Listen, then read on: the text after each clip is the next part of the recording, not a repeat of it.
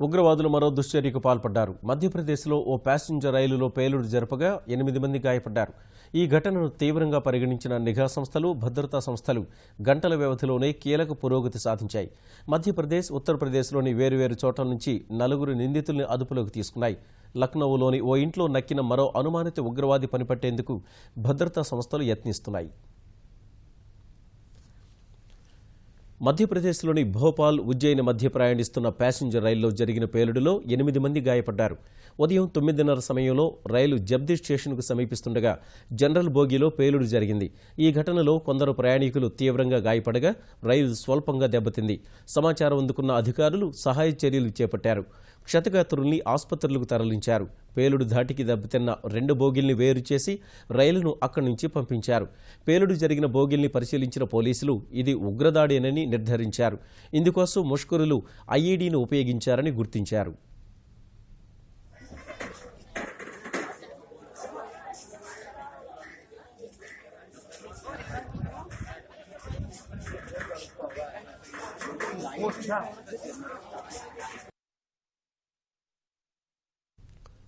భోపాల్, ఉజ్జయిని రైలులో పేలుడుపై ప్రత్యేక దృష్టి సారించిన రైల్వే పోలీసులు, మధ్యప్రదేశ్ పోలీసులు, కేంద్ర నిఘా సంస్థల అధికారులు గంటల వ్యవధిలోనే కీలక పురోగతి సాధించారు. పేలుడుకు కారకులని భావిస్తున్న 3 నిందితుల్ని పిపారియాలో అదుపులోకి తీసుకున్నారు. రైలులో పేలుడుతో తమకు సంబంధం ఉందని ఆ 3 అంగీకరించినట్లు పోలీసులు చెప్పారు. ఉగ్రదాడి వ్యవహారంపై పొరుగున ఉన్న ఉత్తరప్రదేశ్లోనూ కలకలం రేగింది. రైలులో పేలుడుకు బాధ్యులని భావిస్తున్న ఉగ్రవాదులు యూపీలో సంచరిస్తున్నారని కేంద్ర నిఘా సంస్థ అధికారులు సమాచారం ఇచ్చారు. అప్రమత్తమైన ఉత్తరప్రదేశ్ పోలీసులు రాష్ట్రంలోని వేరువేరు చోట్ల గాలింపు చర్యలు చేపట్టారు. కాన్పూర్లో ఒక అనుమానితుణ్ణి అదుపులోకి తీసుకున్నారు. లక్నో శివారు ఠాకూర్గంజ్లో మరొకడు ఉన్నాడన్న సమాచారంతో ఉగ్రవాద వ్యతిరేక దళం ఏటీఎస్ సభ్యులు ఓ ఇంటిని చుట్టుముట్టారు. లొంగిపోవాలని అనుమానిత ఉగ్రవాదిని కోరారు.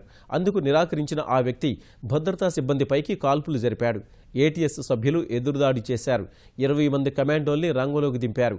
అనుమానిత ఉగ్రవాదిని సజీవంగా పట్టుకునే ప్రయత్నంలో భాగంగా అతడున్న ఇంట్లోకి కారం బాంబులు విసిరారు. అయినా అనుమానిత ఉగ్రవాది విచక్షణారహితంగా కాల్పులు కొనసాగిస్తున్నాడని పోలీసులు చెప్పారు.